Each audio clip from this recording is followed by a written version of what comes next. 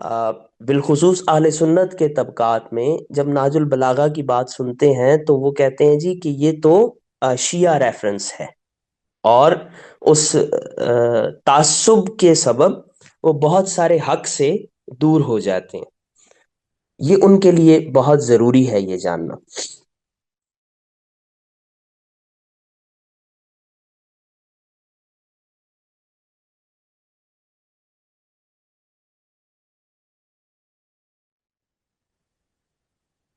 بسم اللہ الرحمن الرحیم۔ الحمد للہ الذی لا یبلغ مدحتہ القائلون ولا یحصی نعماءہ العادون ولا یؤدی حقہ المجتہدون الذی لا یدرکہ بود الہمم ولا ینالہ غوث الفتن، والصلاة والسلام علی سید المرسلین وعلی آلہ الطیبین الطاہرین وعلی اصحابہ الراشدین، اما بعد۔ ہم سبھی یہ جانتے ہیں کہ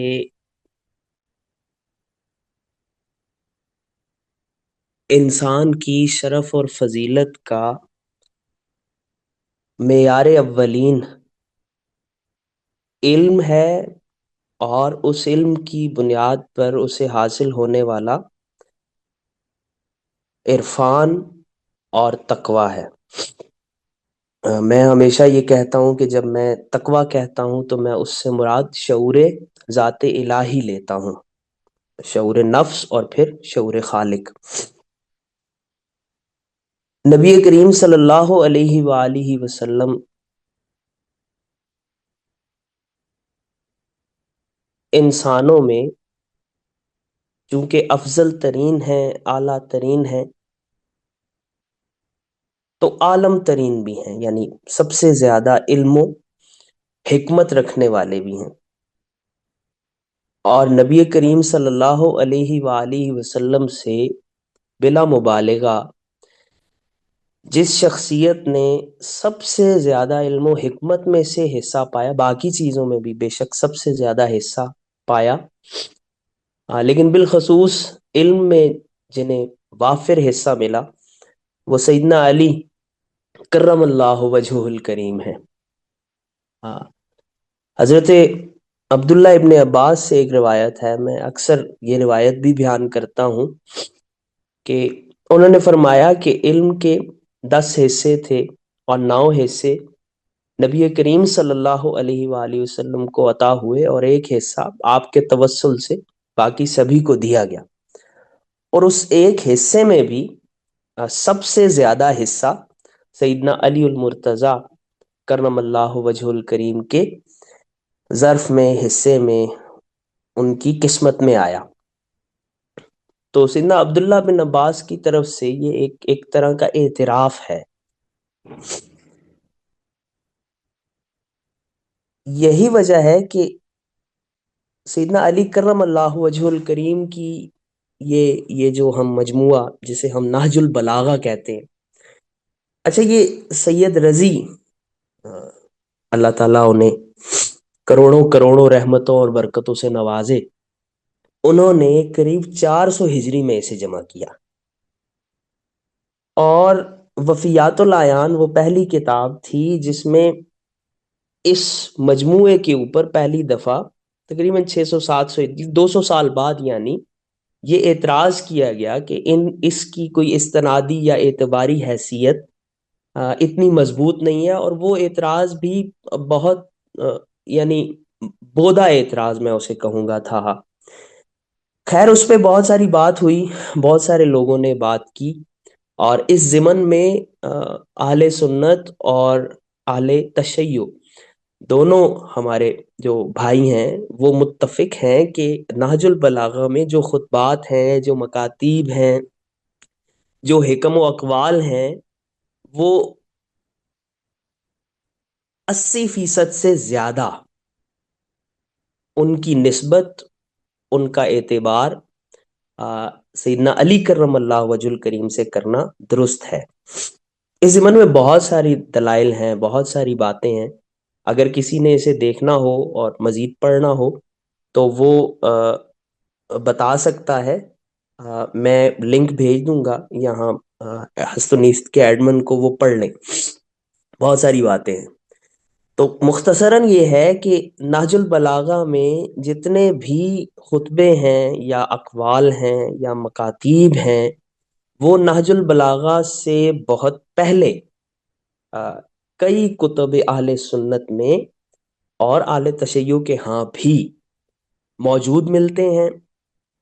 سیدنا علی کرم اللہ وجہ الکریم کے خطبات میں، نہج البلاغہ کے خطبات کی بات کر رہا ہوں، جو ڈکشن ہے آپ کی، یعنی جو آپ الفاظ استعمال کرتے ہیں، آپ کی مختلف روایات میں وہی ڈکشن، وہی الفاظ بھی ہمیں مل جاتے ہیں. تو یہ بہت کافی ہے ان لوگوں کے لیے جو یہ ماننا چاہتے ہیں کہ یہ سیدنا علی المرتضیٰ کرم اللہ وجہ الکریم سے منسوب ہیں اور ان کی استنادی حیثیت درست ہے. تو یہ تو بات ہے نہج البلاغہ کی اعتباری یا استنادی حیثیت پہ مختصر سی. یہ بات کرنا اس لیے ضروری ہے کہ بہت سارے پڑھے لکھے لوگ بالخصوص اہل سنت کے طبقات میں جب نہج البلاغہ کی بات سنتے ہیں تو وہ کہتے ہیں جی کہ یہ تو شیعہ ریفرنس ہے، اور اس تعصب کے سبب وہ بہت سارے حق سے دور ہو جاتے ہیں. یہ ان کے لیے بہت ضروری ہے یہ جاننا. اب نہج البلاغہ پہ آتے ہیں جی، اور نہج البلاغہ کی روشنی میں مختصراً یہ دیکھتے ہیں کہ یہ جو نہج البلاغہ میں سیدنا علی المرتضیٰ کرم اللہ وجہ الکریم کا کلام ہے، وہ نہج البلاغہ کی روشنی میں کیا ہے. بس دو تین اقتباسات، اور اس کے بعد آج میں نے حکمت جو حکم ہیں ان میں سے دو چیزیں میں نے چنی ہیں. ایسے تو پانچ چنی ہیں لیکن میرا خیال ہے کہ میں بس دو ہی بیان کروں گا. ایمان اور کفر کے عنوان سے یہ دو ہیں، وہ میں عرض کروں گا. اس سے پہلے یہ دیکھیے کہ سیدنا علی المرتضیٰ کرم اللہ وجہ الکریم، میں ایک دفعہ دو دفعہ پہلے بھی یہ بات ہوئی کہ سیدنا علی رسول اللہ صلی اللہ علیہ وآلہ وسلم کے بعد وہ شخصیت ہیں جنہوں نے یہ فرمایا کہ سلونی اما شئتم یا سلونی قبل ان تفقدونی، کہ جو چاہو مجھ سے پوچھو، اور مجھ سے پوچھو اس سے پہلے کہ تم مجھے نہ پاؤ، اس سے پہلے کہ تم مجھے کھو دو. یہ صرف سیدنا علی المرتضیٰ کرم اللہ وجہ الکریم کا اختصاصی پہلو ہے، یعنی آپ کے ساتھ یہ خاص ہے نبی کریم صلی اللہ علیہ وآلہ وسلم کی بات. اور ہو بھی کیوں نہ جی، کہ نبی کریم صلی اللہ علیہ وآلہ وسلم نے فرمایا، اور بہت مشہور حدیث ہے اور استنادی اعتبار سے بالکل ٹھکی ہوئی ہے، سکا ہے، کہ انا مدینۃ العلم و علی بابھا، کہ میں علم کا شہر ہوں اور علی اس کا دروازہ ہے. تو بس جو شہر کا ارادہ کرے فلیاتی بالباب، تو وہ دروازے سے آئے. اگر اب علم میں سارا کچھ ہوتا ہے نا، تو نبی کریم صلی اللہ علیہ وآلہ وسلم کے علم سے، اور آپ کا علم علم وحی ہے، یعنی ہدایت ہے، قرآن ہے، سنت ہے، شریعت ہے. تو جو دین سیکھنا چاہتا ہے تو وہ سیدنا علی المرتضیٰ کرم اللہ وجہ الکریم کے ذریعے نبی کریم صلی اللہ علیہ وآلہ وسلم کی بارگاہ بے کس پناہ میں پہنچے گا، اور پھر اپنا حصہ دین سے لے گا، عرفان سے لے گا، حکمت سے لے گا، علم سے لے گا، شریعت سے لے گا، فقہ سے لے گا، قرآن سے لے گا. اور جو دروازے کے ذریعے نہیں جائے گا، کہیں آگے پیچھے سے جائے گا، تو پھر وہ نقب زنی کی کوشش کرے گا. اور ظاہر ہے کہ درست کام کے کرنے کے لیے اگر غلط راستہ اختیار کیا جائے تو وہ پھر درست کام بھی نادرست ہو جاتا ہے. تو سیدنا علی المرتضیٰ سے کسی نے پوچھا، خطبہ ہے یہ، خطبہ نمبر شاید 125-26 ہے. سئل عنہم، کہ یا سالو انہو، لوگوں نے پوچھا یا ان سے پوچھا گیا کہ جی یہ آپ بڑی غیب کی باتیں بتاتے ہیں، عجیب و غریب باتیں بتاتے ہیں۔ یعنی دیکھیں نا کہ سیدنا علی المرتضی کرم اللہ وجہ الکریم کا یہ فرمان ہے، ناز البلاغہ میں ہی ہے کہ سلونی انترو کے سما، مجھ سے آسمانی راستوں کے بارے میں پوچھو کہ میں زمینی راستوں سے زیادہ انہیں جانتا ہوں۔ تو آپ بہت ساری باتیں ایسی کیا کرتے تھے، تو انہوں نے کہا جی کہ یہ آپ جو غیب کی باتیں بتاتے ہیں یہ تو غیب ہے، یہ کہاں سے آپ کو آتا ہے؟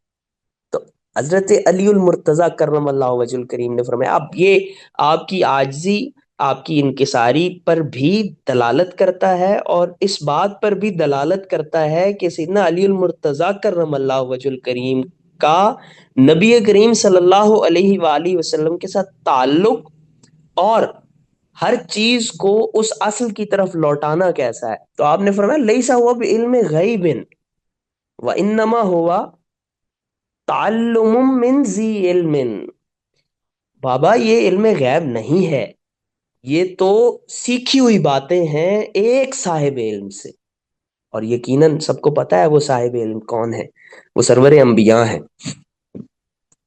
پھر سیدنا علی المرتضی کرم اللہ وجہ الکریم نے ناج البلاغہ میں ہی ایک جگہ ارشاد فرمایا کہ ایھا الناس، کہتے ہیں کہ یہ آپ کا زندگی کا آخری خطبہ تھا، ایھا الناس انی قد بسست لکم المواعظ التي وعظ الانبیاء بها اممهم وادیت الیکم ما ادت الاوصیاء الی من بعدهم، کہ اے لوگو میں نے بالکل ویسے ہی مواعظ تمہارے دماغوں میں، تمہارے دلوں میں اتارے ہیں، وہی مواعظ اتارے ہیں، ویسے ہی طریقے سے اتارے ہیں، وعظ الانبیاء بہا اممہم، جن کے ساتھ یا جس انداز میں انبیاء اپنی امتوں کو واعظ کیا کرتے تھے، اور میں نے تمہیں وہ ساری چیزیں پہنچائی ہیں جو وصیت کرنے والے اوصیاء اپنے بعد والوں کو پہنچایا کرتے تھے۔ اور اسی خطبے میں ایک جگہ آپ نے ارشاد فرمایا کہ للہ انتم اتتوقعون اماما غیری یطع بکم الطریقہ ویرشدکم السبیل، کہ تم میرے علاوہ کسی اور بندے کی امام کی توقع رکھتے ہو، امیدوار ہو کسی ایسے شخص کی، ایسے امام کی جو تمہیں سیدھے راستے پر چلائے گا اور تمہیں سیدھا راستہ دکھائے گا، ہدایت دے گا تمہیں؟ نہیں، آپ نے نہج البلاغہ میں ہی ایک جگہ ارشاد فرمایا کہ اپنی اپنی مثال دی، اور فرمایا کہ انما مثلی بینکم مثل السراج فی الظلمہ یستدیء بہ من ولجہا سوری فاسمعوا ایھا الناس واحذروا آذان قلوبکم تفہموا، انما مثلی بینکم، تمہارے درمیان میری مثال ایسے ہے جیسے اندھیری رات میں چراغ یا تاریکی میں چراغ، یستدیء بہ من ولجہا، تو جو اس تاریکی میں داخل ہوتا ہے، جو اس تاریکی میں الجھ جاتا ہے، جو اس تاریکی میں پھنس جاتا ہے، یستدیء بہ، وہ اس سے روشنی لیتا ہے، فاسمعوا ایھا الناس میری بات سنو لوگو، یا غور سے سنو لوگو، اور کان دھرو، وَأَحْضِرُوا آذَانَ قُلُوبِكُمْ تَفْهَمُوا، اور دل کے کان حاضر کرو تاکہ میری باتیں سمجھ سکو۔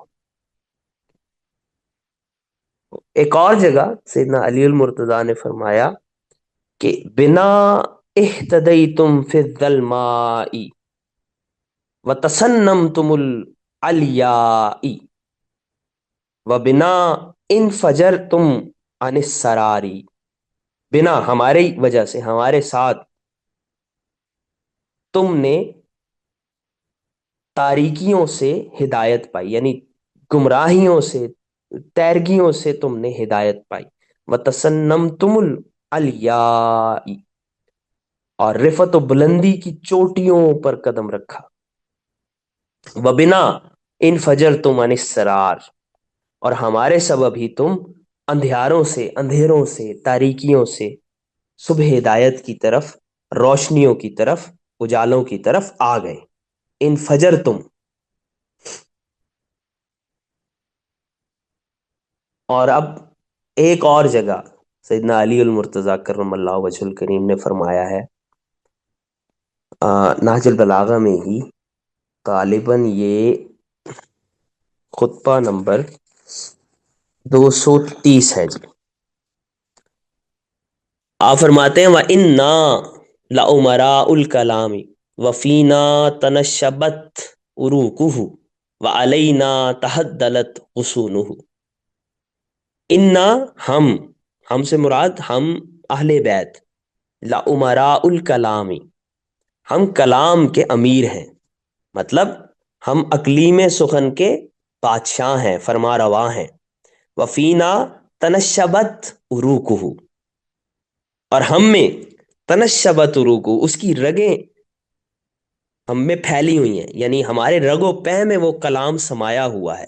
وَعَلَيْنَا تَحَدَّلَتْ غُصُونُهُ، اور ہم پر تحدلت جھکی ہوئی ہیں، غصونہ اس کی شاخیں، تو کلام کی شاخیں ہم پہ جھکی ہیں، اس کی جڑیں، اس کی رگیں وہ ہماری رگوں میں ہیں، یعنی ہمارے رگوں پے میں وہ سمایا ہوا ہے، اور ہم اقلیم سخن کے فرمان رواں ہیں۔ یعنی دوسرے لفظوں میں آپ یوں سمجھیے کہ اس قول سے مراد یہ ہے کہ وہ کلام جو ابھی یہاں پہ بات ہو رہی تھی، افیرہ شاید فرما رہی تھی کہ جو خطوط ہیں یا کتابت ہے وہ بھی سیدنا علی المرتضیٰ کی طرف ہی اس کا منبع اور مصدر بنتا ہے، جو بالکل ایسے ہی ہے کوفی خط جو مشہور ہوا، اور اس کے بعد جتنے بھی خطوط بنے وہ سارے کے سارے کسی نہ کسی طرح حضرت علی المرتضیٰ کرم اللہ وجہ الکریم سے منسوب ہیں۔ اسی طرح اعراب یعنی گرامر، تو کلام، اور بالخصوص وہ کلام جو کلام الہی کے ضمن میں ہے، اس کا نبی کریم صلی اللہ علیہ وآلہ وسلم کے بعد مصدر، منبع، مرکز، مخزن اہل بیت اطہار ہیں، اور بالخصوص سیدنا علی المرتضیٰ کرم اللہ وجہ الکریم ہے۔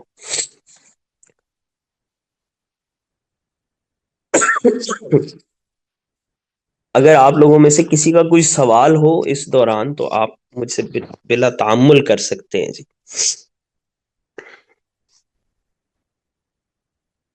اب جی یہ حکمت نمبر 30 ہے، ہم اب متن کی طرف آتے ہیں۔ ابھی بھی متن نہیں پڑا کہ سیدنا علی کرم اللہ وجہ الکریم جو ہیں وہ ناج البلاغہ کے تیسرے حصے میں جو حکمتیں ہیں ان میں سے یہ حکمت نمبر غالباً 30 ہے، اور اس کا عنوان ہے ایمان۔ وسئل علیہ السلام عن الایمان، کہ آپ علیہ السلام سے ایمان کے متعلق سوال کیا گیا کہ ایمان کیا ہے، یہی سوال ہوگا، یا ایمان سے متعلق آپ کا کیا فرمان ہے؟ تو آپ نے فرمایا کہ الایمان علی اربع دعائم۔ اب یہ بہت عجیب ہے، میں نے اس کو اس لیے چنا کہ یہ عمومی باتوں سے ہٹ کے ایک بات ہے ایمان کے ضمن میں۔ ایک حدیث جبریل بھی ہے جس میں نبی کریم صلی اللہ علیہ وآلہ وسلم سے جبریل امین پوچھتے ہیں کہ ایمان کیا ہے، اسلام کیا ہے، اور آپ صلی اللہ علیہ وآلہ وسلم فداہ ارواحنا فرماتے ہیں کہ ایمان یہ ہے، اسلام یہ ہے، احسان یہ ہے۔ اور اب ایک سوال سیدنا علی المرتضیٰ کرم اللہ وجہ الکریم سے بھی ہوتا ہے، اور آپ اس کے جواب میں وہ والا جواب نہیں دیتے، بلکہ مختلف ہے۔ مختلف کیوں ہے یہ سوچنا ہے ہم نے، اور یہ آپ نے سوچنا ہے۔ آپ اس متن کو جب گھر لے کے جائیں، آپ کے ذہنوں میں ہو تو آپ اس پہ غور کر رہے ہیں۔ تو آپ نے فرمایا الایمان علی اربع دعائم، ایمان چار دائم پہ ہے، یعنی چار ستونوں پہ ہے۔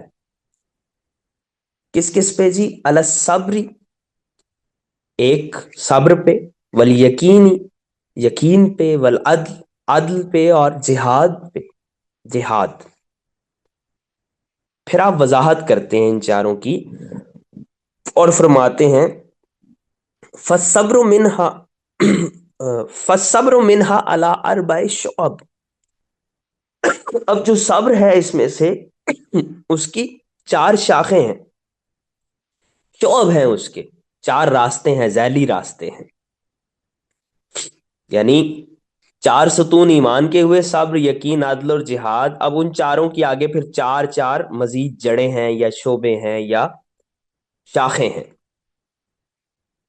صبر چار شاخوں پہ ہے، الشوقی والشفقی والزہدی والترقبی۔ صبر کی پہلی شاخ ہے شوق۔ شوق کے بہت سے معنی ہوتے ہیں، چونکہ یہ کلام امام ہے تو کلام الامام ہے، تو اب اس کے بہت سارے معنی، بہت سارے شیڈز ہم دیکھیں گے، اور جتنے دیکھیں گے آپ کو اس میں زیادہ لطف ملے گا، زیادہ آپ معنی تک آپ کی پہنچ ہوگی۔ تو شوق محبت ہے، شوق اشتیاق ہے، شوق کی کئی کئی مراتب ہیں شوق کے، لیکن پہلی شاخ جو ہے صبر کی وہ شوق ہے۔ دوسری ہے شفق۔ اچھا، شفق کو خوف کہتے ہیں، لیکن یہ خوف ہے نہیں، خوف بھی ہوتا ہے، خوف بھی ہے، لیکن شفق کو اگر آپ یوں سمجھیں کہ شفق وہ جس کو ہم شفق کہتے ہیں، شفق وہ ہوتی ہے کہ جب وہ لالی چھا جاتی ہے، سورج غروب ہونے لگتا ہے تو اس لالی کو شفق کہتے ہیں، یعنی عین غروب کے وقت۔ تو شفقہ کے معنی میں شفقت بھی ہے، محبت بھی ہے، اور احتیاط بھی ہے، اور پھر ڈر بھی ہے، یعنی یہ امید اور بیم کی جو کیفیت ہے اس میں جو خوف ہے، اس خوف کو ہم شفق کہیں گے، ڈوبنے کا خوف، گرنے پڑنے کا خوف۔ والزہدی، اور زہد، اب زہد کیا ہے جی؟ وہ زاہدہ عن الدنیا وما فیہا ہے جی، ٹھیک ہے جی، دنیا سے بے رغبتی، بے اعتنائی، اور یاد رکھیں کہ یہ زہد ہے، رہبانیت نہیں ہے۔ والترقب، اب ترقب کا مترقب کہتے ہیں اس چیز کو جو متوقع ہو، یعنی توقع ہو کہ یہ ہو جائے گا، لیکن رقبہ کا معنی ہے تاڑ میں رہنا، مراقبہ اسی سے ہے، رقیب اسی سے ہے۔ تو ترقب کا مطلب تو انتظار ہے، لیکن یہ انتظار یا توقع ایسی ہے جو بہت غور و فکر کے بعد ہے، یعنی جس کے پیچھے بہت گہرا غور و فکر موجود ہے۔ اب دیکھیں جی، یہ چار باتیں بتا کے تو سیدنا علی المرتضی آپ فرماتے ہیں کہ فمن اشتاق الی الجنت صلا عن الشہوات، پہلا تھا شوق، تو شوق سے آپ نے اشتیاق کیا، اور فرمایا کہ جس نے جنت کی طرف رغبت رکھی یا جو جنت کا مشتاق ہوا تو صلا عن الشہوات، وہ شہوتوں سے دور ہو گیا یا شہوتوں کو اس نے بھلا دیا۔ ومن اشفق من النار اجتنب المحرمات، اور جس نے آگ سے احتیاط برتی وہ حرام چیزوں سے کٹ گیا، یعنی اس نے کنارہ کشی اختیار کر لی، اس نے اجتناب کر لیا۔ ومن زاہد فی الدنیا استہان بالمصیبات، اور جس نے دنیا سے بے اعتنائی اختیار کی اس کے لیے استہانہ، ہون کہتے ہیں آسانی کو، تو ہانا استہانہ، اس کے لیے مصیبتیں، یا مصیبت یہاں مصیبت بلا کے معنی میں نہیں ہے، بلکہ جو بھی اس کو پہنچے، جو بھی اس کے اوپر سختی آئے، جو بھی اس کے اوپر چیز ہے وہ اس کے لیے آسان ہو گئی۔ وَمَنِ ارْتَقَبَ الْمَوْتَ سَارَعَ إِلَى الْخَيْرَاتِ، اور جس نے موت کی توقع رکھی تو سارا الی الخیرات، اس نے نیکی کے کاموں میں جلدی کی۔ تو یہ ایمان کی چار شاخوں میں پہلی شاخ صبر تھی، یا چار ستونوں میں، سوری، پہلا ستون صبر تھا، اور اس کی چار شاخوں میں کلام مکمل ہو گیا، وہ تھی شوق، شفق، زہد اور ترقب۔ دوسری بات ہے وَالْيَقِينُ مِنْهَا عَلَىٰ أَرْبَعِ شُعَبٍ، کہ جی صبر کے بعد یقین تھا نا، تو یقین کی بھی پھر چار شاخیں ہیں، عَلَىٰ تَبْصِرَةِ الْفِتْنَةِ وَتَعَوُّلِ الْحِكْمَةِ وَمَوْعِظَةِ الْعِبْرَةِ وَسُنَّةِ الْأَوَّلِينَ۔ پہلی بات ہے جی تبصرۃ الفتنہ، یہ فتنہ یہاں فتنہ نہیں ہے، وہ تا سے ہوتا ہے، یہ توا سے ہے، تو فتنہ کا مطلب ہے یہاں فطانت، ہوشیاری، تو اس کا ترجمہ تبصرہ یہ بصارت سے ہے، یوں کر لیں کہ ہوشیار نگاہی یا دماغ کی روشنی۔ وتعول الحکمہ، اب تعول کا مطلب ہوتا ہے لوٹنا، ٹھیک ہے، حکمت کی طرف لوٹنا، یعنی حقیقت تک پہنچنا یا کسی چیز کی تہ تک پہنچنا، دانش جسے کہتے ہیں نا، دانش تک پہنچنا۔ وموعظۃ العبرہ، اور عبرت کی نصیحت یعنی واضح عبرت، تو دوسرے لفظوں میں آپ کہہ لیں عبرت انگیزی۔ وسنت الاولین، اور پہلوں کا طریق۔ فمن تبصر فی الفتنۃ، اب آگے وضاحت کر رہے ہیں امام پاک کہ فمن تبصر فی الفتنۃ تبینت لہ الحکمہ، تو جس کی فطانت زیادہ ہوئی یا جو روشن دماغ ہے، تبینت لہ الحکمہ، اس کے لیے حکمت واضح ہو گئی، اس کے اوپر حکمت روشن ہو گئی، یعنی اس کو دانش اور آگاہی حاصل ہو گئی۔ ومن تبینت لہ الحکمۃ عرف العبرہ، اور جس کو حکمت حاصل ہو گئی، جو دانش مند ہو گیا، اسے عبرت حاصل ہو گئی، یعنی اس نے عبرت پکڑ لی، وہ عبرت آشنا ہوا، اسے عبرت کا عرفان حاصل ہوا۔ ومن عرف العبرۃ فکأنما کان فی الاولین، اور جو عبرت سے آشنا ہوا، یعنی جس نے اعتبار کیا چیزوں کا اور اعتبار لیا ان سے اور عبرت حاصل کی۔ اب یہاں عبرت اس معنی میں نہیں ہے کہ سبق حاصل کرنا صرف، بلکہ ایک اعتبار اور عرفا کا اعتبار بھی ہوتا ہے، تو وہ بھی ذہن میں رکھیں، چونکہ سامعین جو ہیں وہ ہست و نیست کے ہیں۔ ومن عرف العبرہ فکأنما کان فی الاولین، تو اب وہ گویا اولین میں سے ہو گیا، یعنی پہلے جو اسلاف ہیں، سلف صالحین ہیں، ان کی طرح ہو گیا یا ان میں شامل ہو گیا۔ اب تیسرا جو ستون ہے وہ ہے عدل۔ والعدل منہا علی اربع شعب، عدل کے چار شعبے ہیں، کون کون سے جی؟ علی غائص الفہمی،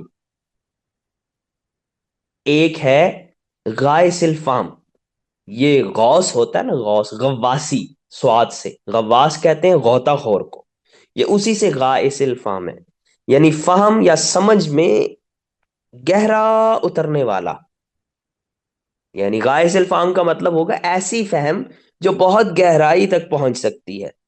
وغور العلم، غور یہ بھی گہرائی ہے، گہرائی اور گہرائی، علم کی گہرائی، یعنی فہم کی گہرائی اور علم کی گہرائی۔ وزہرۃ الحکم، زہرہ کہتے پختگی کو، حکم کی پختگی، یعنی حکم کی زہرہ، زہرہ کلی کو بھی کہتے ہیں، زہرہ اس خوبی کو بھی کہتے ہیں جو پختگی کے ساتھ آتی ہے، یعنی میچورٹی جسے کہتے ہیں۔ تو زہرۃ الحکم، فیصلے کی پختگی، یعنی قوت فیصلہ کا ہونا، اور جہاں فیصلہ ہو، جہاں فیصلہ کرے بہت خوبی اور مضبوطی کے ساتھ فیصلہ کرے۔ ورساخت الحلم، اور حلم میں رسوخ. ٹھیک ہے جی. حلم اور یعنی بردباری. اب علم اور حکمت کا تعلق ہے، اور حکمت اور حلم کا تعلق ہے بہت گہرا. بغیر علم کے حکمت نہیں آتی، اور بنا حکمت حلم نہیں آتا. اب فرماتے ہیں کہ فمن فاہما عالما غور العلم. تو جو جس کی گہری فہم ہے، یعنی جس نے جان لیا ہے گہرائی میں، تو اس نے علم کی گہرائی تک رسائی حاصل کر لی، اسے پتہ چل گیا کہ علم کی گہرائی کتنی ہے. ومن عالم غور العلم صدر عن شرائع الحکم. اور جس نے اس علم کی گہرائی کو جانچ لیا، ناپ لیا، جان لیا، تو وہ حکم یعنی فیصلوں کی جو سرچشمے شرائع ہیں، شرائع شریعت کو کہتے ہیں راستے، یہاں مراد چشمہ ہے، سرچشمہ. فیصلوں کے سرچشموں سے براہ راست سیرابی حاصل کرنے لگا. اب یہاں فیصلوں سے مراد کیا ہے، یہ بھی غور طلب ہے. ومن حلم لم یفرط فی امرہ وعاش فی الناس حمیدا. اور جس نے حلم اختیار کیا تو اس نے اپنے معاملے میں کوئی کمی نہیں کی، یعنی کسی بھی قسم کے افراط کا وہ شکار نہیں ہوا، کسی بھی قسم کی تفرید کا بھی شکار نہیں ہوا. وعاش فی الناس حمیدا. اور وہ لوگوں میں ہمیشہ نیک نام رہ کر وہ اس نے زندگی بسر کی ہے، وہ نیک نام رہا، یعنی زندگی گزاری. اور چوتھا ستون ہے جہاد. اس کے بھی چار شعبے ہیں. اب یہاں دیکھیے گا کہ سیدنا علی المرتضی کرم اللہ وجہ الکریم کے نزدیک جہاد کیا ہے.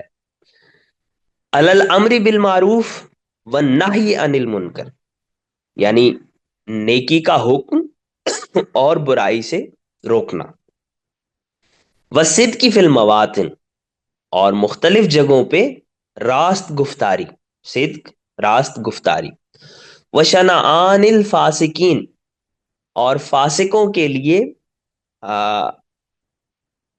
شنعان کہتے ہیں بدگمانی کو. بیسیکلی قرآن مجید میں ایک جگہ آتا ہے کہ شنعان قوم اللہ تعدلوا، اور تمہیں کسی قوم کی سے بدگمانی اس بات پہ نہ ابھار لے کہ تم عدل سے ہٹ جاؤ، تو فعدلو فإنہ اقرب التقوی، قرآن مجید کہتا ہے غالباً سورہ حجرات میں.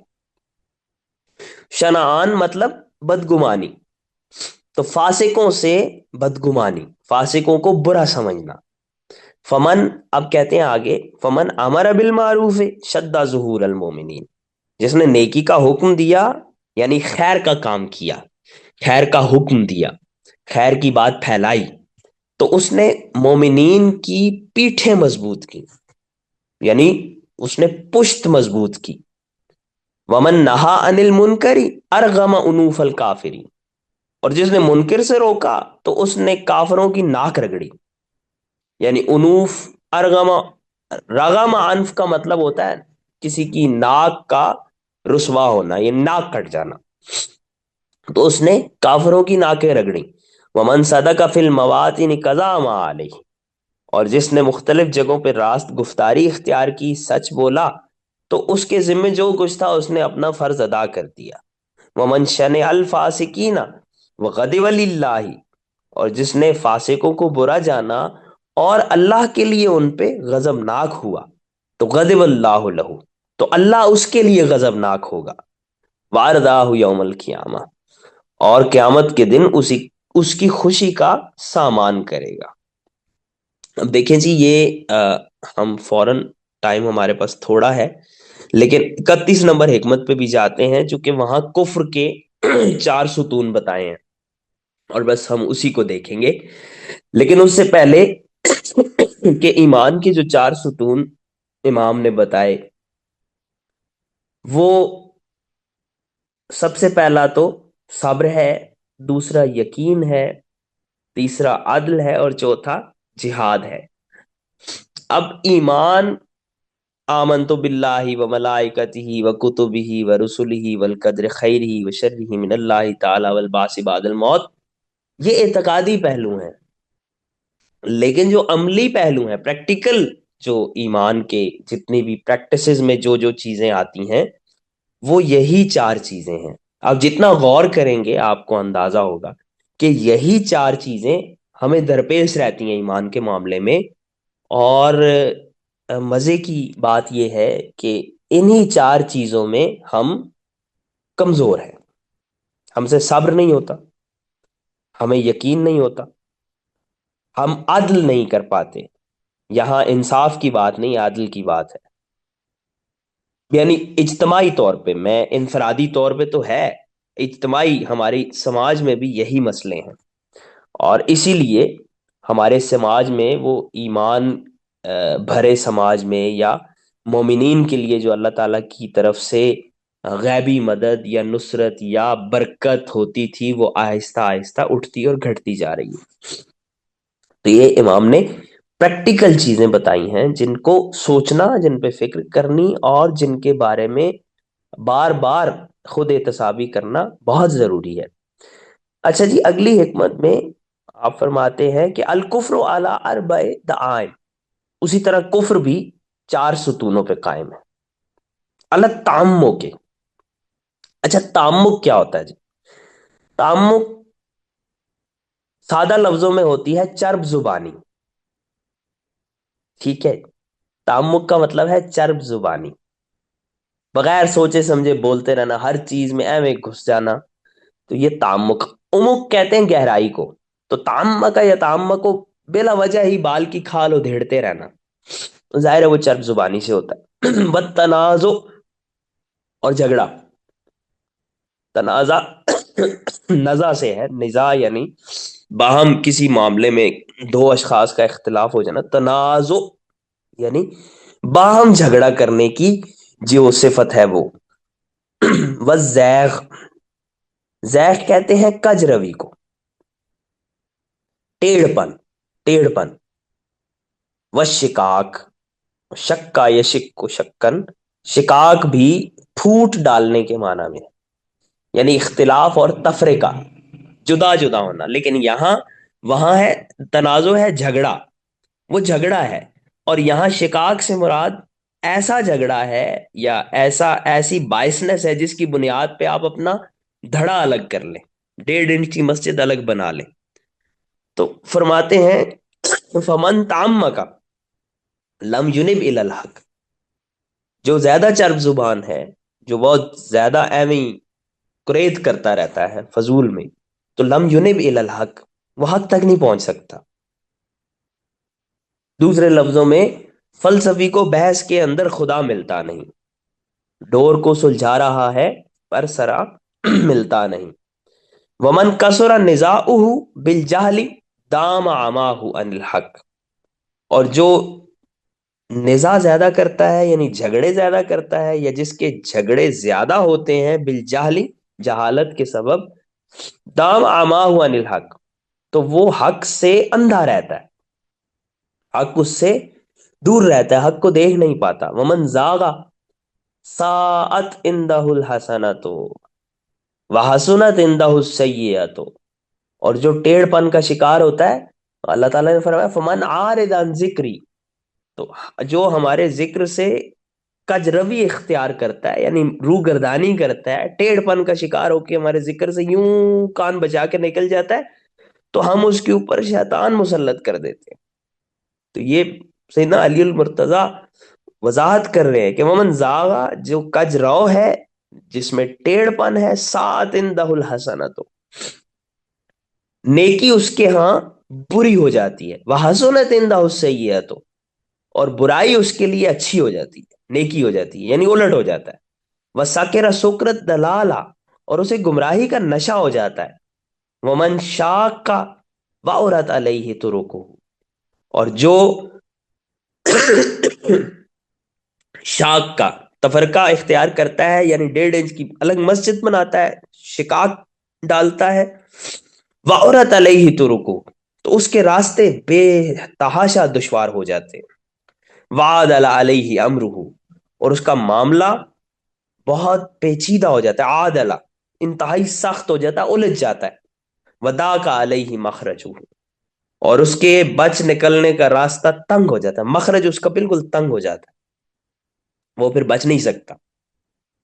اور اس کے بعد شک کے بارے میں امام علی نے بات کی ہے، لیکن وہ ہم نہیں کرتے، ہم یہیں اس کو ختم کرتے ہیں کہ کفر اور ایمان کی بحث مکمل ہوگی۔ اسی حکمت میں ہے نیچے، آپ ضرور پڑھیے گا کہ شک کی چار شاخیں کون سی ہیں۔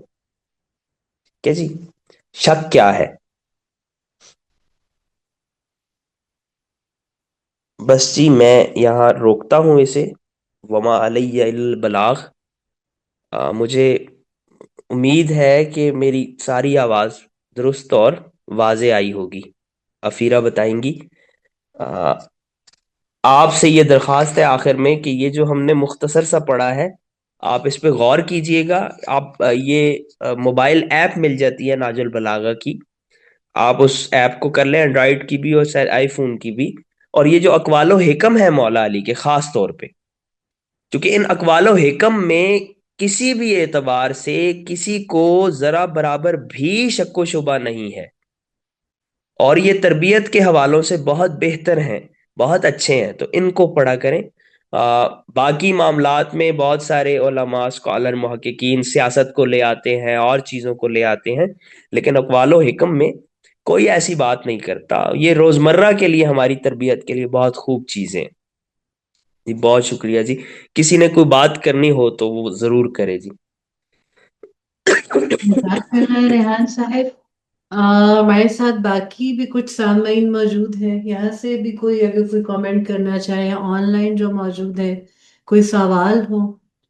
ہاں ریحان صاحب بہت عمدہ بیان تھا، بہت اچھا لگا اور بہت شکریہ